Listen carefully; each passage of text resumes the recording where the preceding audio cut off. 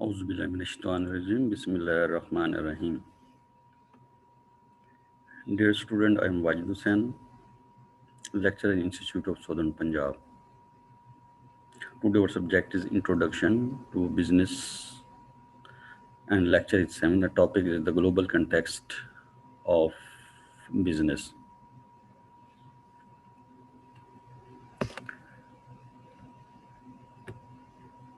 The chapter number 4, the global context of business.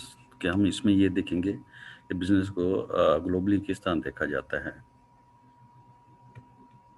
Learning objective, the rise of global business का rise, major world marketplace and the Palestine trading partners, influence on the international business management, the impact of different among nations. A quotation है, we are in the midset of the great transition from the narrow nationalism to international partnership. Lyndon Baines Johnson की है कि हम लोग जो है ना national से इंटरनेशनल पार्टनरशिप की तरफ जा रहे हैं, यानी इंटरनेशनली ग्लोबली बिजनेस हम कर रहे हैं, ग्लोबली बिजनेस की तरफ हम जा रहे हैं. The key drivers of globalisation के कौन कौन से ड्राइवर्स हैं ग्लोबलाइजेशन के लिए? Global market convergence, global market में कन्वर्ज होना, सिमिलर कस्टमर नीड, कस्टमर की नीड सिमिलर होते हैं ग्लोबली तौर पे, global customer transferable market, global customer transferable market यानी ग्लोबल जो कस्टमर है वो कहीं से भी मार्केट से वो परचेज करता है.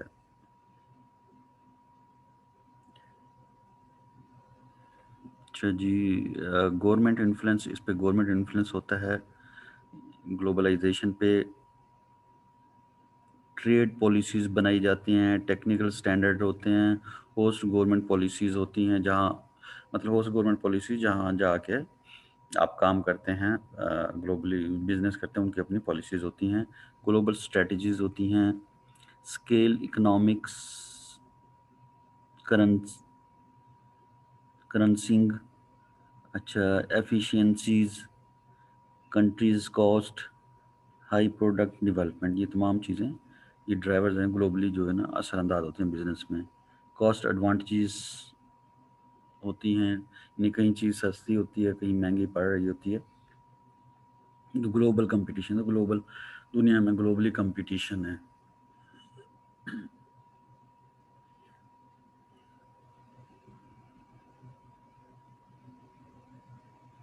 अब कॉस्ट एडवांटेज ये है कि कहीं चीज़ जो है ना मतलब लेबर कम पड़ती है तो वो कॉस्ट उसकी कम पड़ती है तो ग्लोबली बंदा वहाँ से ले लेता है.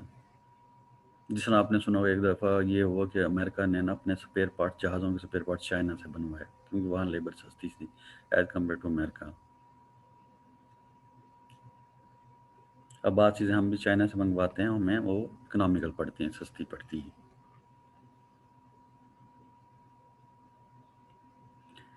ग्लोबलाइजेशन इज़ गेनिंग स्पीड, यानी ग्लोबलाइजेशन जो ग्लोबलाइजेशन की तरफ बढ़ना स्पीड पकड़ा है. The world economy is becoming a single, यानी वर्ल्ड इकोनॉमी एक सिंगल बन रही है. सिंगल का मतलब है तमाम दुनिया इकट्ठी हो रही है एक जगह, बिजनेस के लिहाज से, ग्लोबलाइजेशन के लिहाज से, वर्ल्ड इकोनॉमी के लिहाज से. इंटर डिपेंडेंट सिस्टम, यानी एक दूसरे पे डिपेंड हो रहा है सिस्टम, उसमें एक्सपोर्ट हो रही है, इंपोर्ट हो रही है. स्पीड पकड़े इंपोर्ट एक्सपोर्ट. एक्सपोर्ट आपको पता है, हम यहाँ से अगर कोई चीज़ अदर कंट्रीज भेजते हैं तो एक्सपोर्ट हो गई. इंपोर्ट अगर हम कुछ बाहर की प्रोडक्ट्स एंड सर्विसेज मंगाते हैं तो वो हमारे लिए इंपोर्ट हो गई. Globalization is gaining speed. Example, Asian financial market in the late 90s directly affect stock market worldwide. जो एशियन फाइनेंशियल मार्केट है उस पे जो है ना कि इसने लेट 90s में क्या अफेक्ट किया, stock world wide stock market ने उसको अफेक्ट किया. अच्छा, ये क्वेश्चन है अपने माइंड में आपने सोचना है कि discuss what product from other countries do you use, क्या दूसरे मुल्क से कौन सी प्रोडक्ट हैं जो आप यूज़ करते हैं, कंज्यूम करते हैं. Why have you chosen it, आप इसको क्यों सेलेक्ट करते हैं, क्यों चूज़ करते हैं इंटरनेशनल प्रोडक्ट को, मल्टीनेशनल प्रोडक्ट को.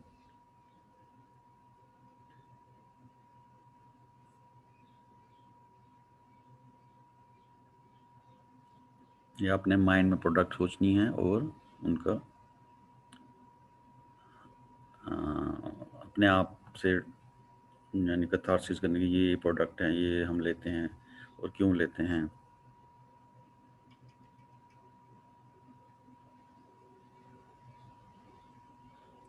बाकी जिस तरह मेडिसिन आपने घरों में देखा होगा कि न्यूरोबैन के इंजेक्शन सऊदी से मंगवाते हैं यानी इम्पोर्ट करते हैं वहाँ से ना, घर के लिए कोई आ रहा हो तो कोशिश ये होती है कि बाहर की प्रोडक्ट ज़्यादा इफेक्टिव होती हैं। इसमें घर में देख लें कई चीज़ें हम घर में जो हमारी हैं हम इम्पोर्टेड प्रोडक्ट यूज़ कर रहे होते हैं। शर्ट्स हो गई, गारमेंट्स के हो गए।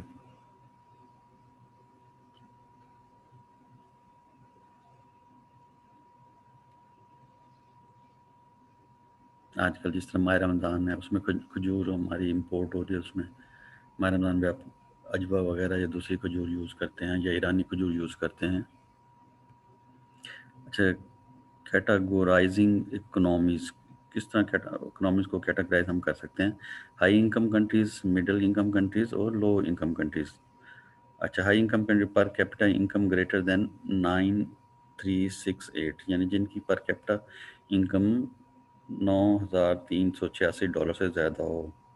अच्छा, पर कैपिटा इनकम क्या है मैं आपको बता दूं, आप जानते ही हैं ऑलरेडी।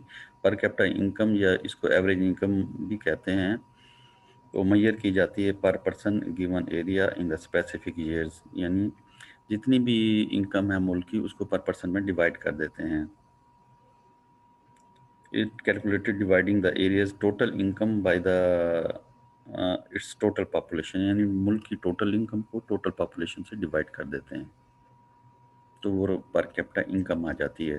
तो हाई इकोनॉमिक कंट्रीज कौन सी जिनकी पर कैपिटा जो यानी पर पर्सन उनकी जो इनकम $9,386, मिडल में है पर कैपिटा इनकम बिटवीन 765 से 9,386 के दरमियान अगर है, और लो इनकम क्या है per capita income less than 765, 765 से कम हो, यानी मिडिल में 765 और 9,386 के दरमियान हो, यानी हाई जो थी 9,386 थी और जो है लो है $765, इसके दरमियान है तो मिडिल, और लो इनकम में होता है $765 पर पर्सन है।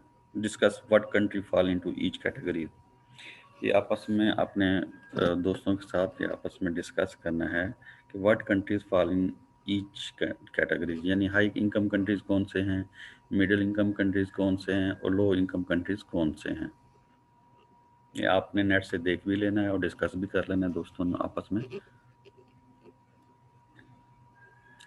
तमाम क्लास फेलो ने आपस में डिस्कस कर लेना है। अच्छा, मेजर वर्ल्ड मार्केट प्लेसेस कौन कौन सी हैं? नॉर्थ अमेरिका, अच्छा यूरोप, पैसिफिक एशिया। अच्छा, ये अपने जहन में ले आना है कि do we have any income agreement with other countries, what are they, कि हम दूसरे मुल्कों से कोई एग्रीमेंट हमारा है, इकोनॉमिकल एग्रीमेंट है, और ये क्या एग्रीमेंट है ये अपने माइंड में अपने ले आना है। अच्छा, the North America market place, उसमें कौन कौन, नॉर्थ अमेरिका में कनाडा आता है, यूनाइटेड स्टेट और मैक्सिको आ जाते हैं। अच्छा, Europe and nations of European Union में कौन कौन से आते हैं? Australia, Belgium, Denmark, Finland, France, Germany, Greek, Ireland, Italy, Ireland, अच्छा इटली हो गया, Luxembourg, Netherland, Portugal, Spain, Sweden, United kingdom.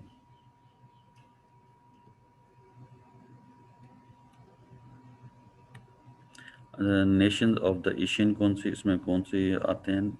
Asian में कौन सी नेशंस आते हैं? ब्रुनाई हो गया कंट्री, इंडोनेशिया हो गया, मलेशिया हो गया, फिलीपाइंस हो गया, सिंगापुर हो गया, थाईलैंड हो गया, वियतनाम हो गया, और Pacific Asia represent enormous business potential. अच्छा, ये प्रोजेक्शन है 210 की, मिलियन में है। बिजनेस पोटेंशियल्स में दिखाया गया। In less than a decade Asia language speakers on the web will far exceeded English speaker. In Asian के जो स्पीकर हैं वो कहते हैं जो वेबसाइट पे वो इंग्लिश लोगों से स्पीकर से ज़्यादा हैं। कंपिटेटिव एडवांटेजेस क्या हैं? Absolute advantages when one country can produce a product, जब एक कंट्री कोई प्रोडक्ट प्रोड्यूस कर रहा होता है, चीपर सस्ती होती है, हायर क्वालिटी की होती है देन एनी अदर कंट्री, जो दूसरे कंट्री की निस्बत। और कंपेरेटिव एडवांटेजेस क्या हैं? When one country can produce certain goods and service more efficient and effectively, यानी जो कोई मुल्क अगर एफिशिएंटली और इफेक्टिवली कोई प्रोडक्ट कर रहा है दूसरे मुल्कों से, उसको कहते हैं कंपेरेटिव एडवांटेज, यानी दूसरे मुल्क में उसका कंपेरेटिव एडवांटेज है, एफिशिएंटली और इफेक्टिवली प्रोडक्ट प्रोड्यूस कर रहा है।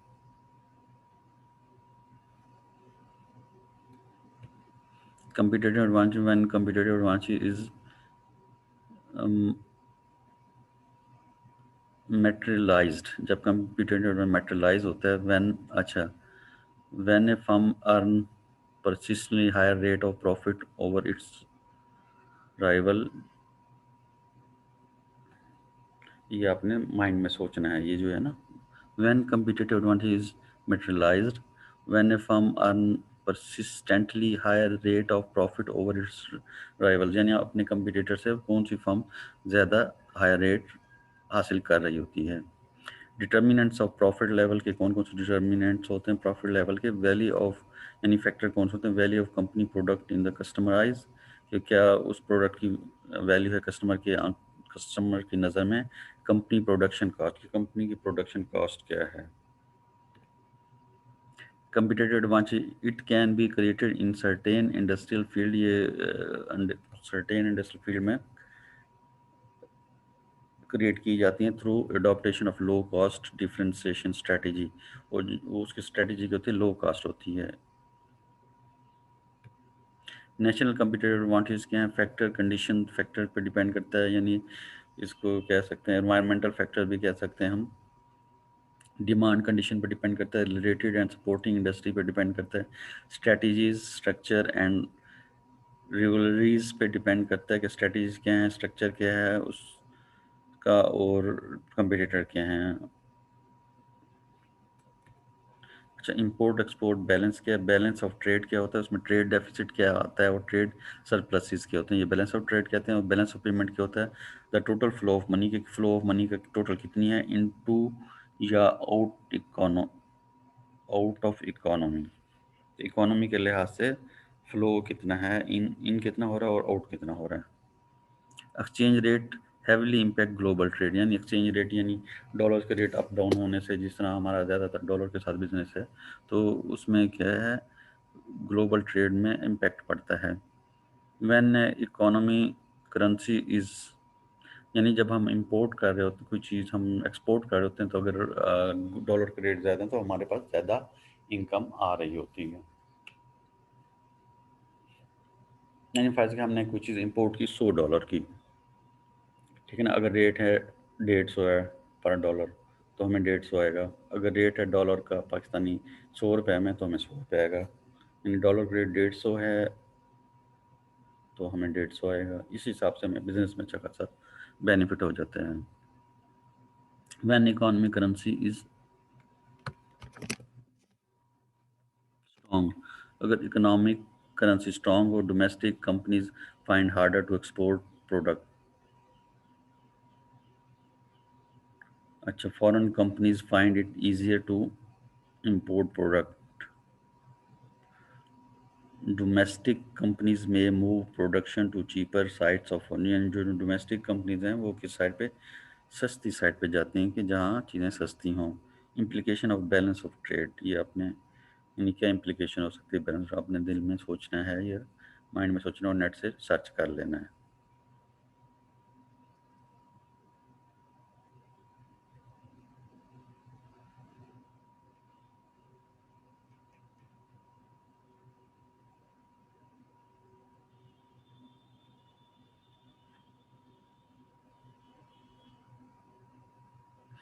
You have an economic currency strong. First कि जिस अमेरिका है उसकी करेंसी स्ट्रॉन्ग है. डोमेस्टिक डोमेस्टिक जो company find to harder to export product, यानी वो प्रोडक्ट को ज़्यादा एक्सपोर्ट नहीं करती हैं. Foreign companies find it easier to import product.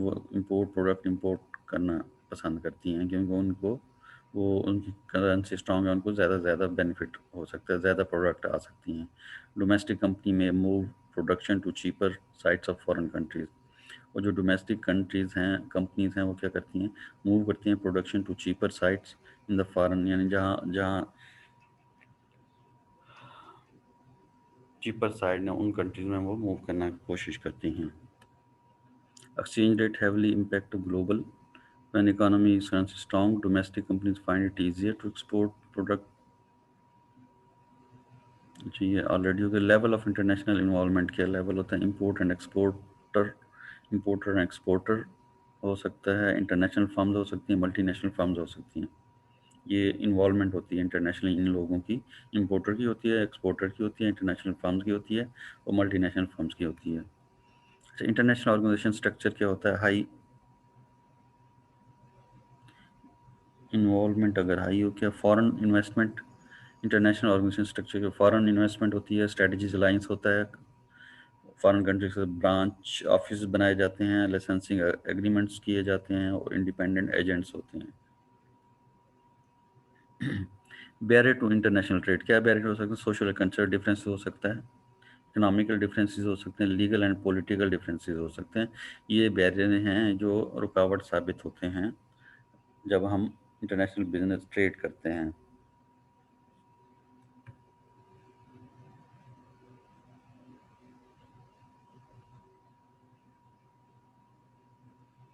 Take time to learn the culture through. The customer language एक क्रिटिकल बिजनेस सक्सेस फैक्टर होता है. वो कस्टमर लैंग्वेज होती है, वो एक क्रिटिकल बिजनेस सक्सेस फैक्टर होता है. In US alone 18% of the population does not speak English at home. यानी यूएस में देखा जाए तो 18% जो लोग हैं वो इंग्लिश नहीं बोल सकते, दूसरे कंट्रीज से समझे हैं, अदर लैंग्वेजेस हैं उनकी, आके इधर आबाद हो गए और वो मदर टंग बोलते हैं. अच्छा, only 48% of world web user are native English speaker. अगर हम दुनिया के लिहाज में देखा जाए तो वर्ल्ड वेब में जो इंग्लिश बोलने वाले स्पीकर हैं वो कितने हैं, 48% ओनली. यानी 52% अदर लैंग्वेजेस के हैं. Consumer are 4 times more likely to buy a product on the internet if website is in their preference languages. यानी कंज्यूमर कौन सी प्रोडक्ट लेता है वेबसाइट से, वो प्रोडक्ट लेता है जो उनकी मदर लैंग्वेजेस में हो, जो प्रेफर लैंग्वेज, जो वो लैंग्वेज समझते हों.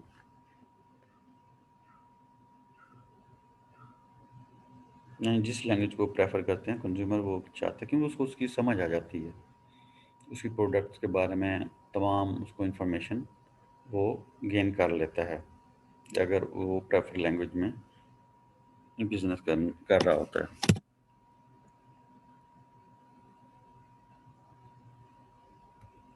इकोनॉमिक डिफरेंसेस क्या हैं जी. Economic differences to operate effectively in an other country, के दूसरे मुल्कों में जाके ऑपरेट करना बिजनेस को, बिजनेस मस्ट नो व्हेन, कि वो कब शुरू करना है, एंड टू व्हाट एक्सटेंट, किस हद तक करना है. Government involve in a given industry, क्या गवर्नमेंट भी इस इंडस्ट्री में इन्वॉल्व है. ये इकोनॉमिक डिफरेंसेस होते हैं.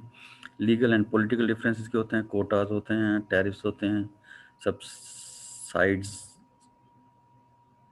सब्सिडीज होती हैं, प्रोटेक्शनिज्म होता है, लोकल कंटेंट लॉ होता है, बिजनेस प्रैक्टिसेस होते हैं, डे टू डे ऑपरेशन होते हैं, कार्टल्स होते हैं और डंपिंग होती है. ये हैं लीगल एंड पॉलिटिकल डिफरेंसेस.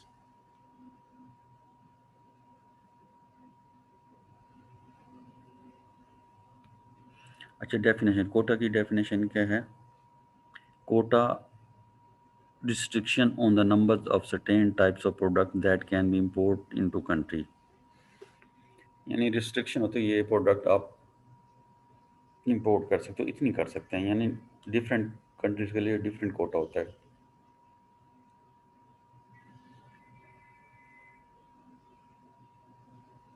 जिस तरह हमने अगर मुल्क के लिए हमारी आर्मी ने गवर्नमेंट ने असला परचेज करना है अमेरिका से, तो उसका कोट होगा इतना असला आप ले सकते हैं।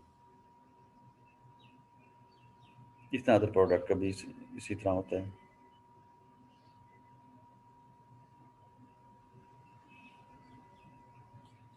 एम्बार्गो क्या होता है? Complete ban on import and export impose by the government for political reason. यानी एम्बार्गो ये होता है कि कोई भी गवर्नमेंट इंपोर्ट और एक्सपोर्ट पे कंप्लीट बैन लगा दे। यानी जिस तरह हमारा कंट्री है पाकिस्तान, वो बैन लगा देगा आपने कोई चीज़ इंपोर्ट नहीं करनी, कुछ एक्सपोर्ट नहीं करनी। टैरिफ क्या होता है? Tax levied on import product. यानी कोई भी प्रोडक्ट हम इंपोर्ट करते हैं, जिस तरह गाड़ी हम अगर इंपोर्ट करें उस पर जो टैक्स होता है उसको टैरिफ बोलते हैं। सब्सिडी क्या होता है? Government payment to help a domestic business complete with foreign funds.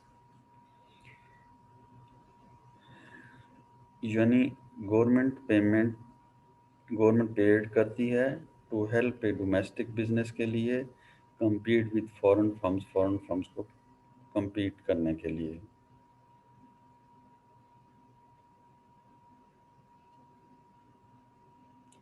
Protectionism क्या है? Practice of protecting domestic business against foreign competition.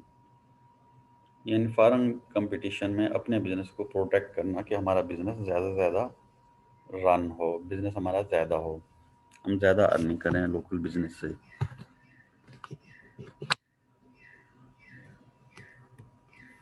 Assignment discuss what factor influence whether a company should engage in international business।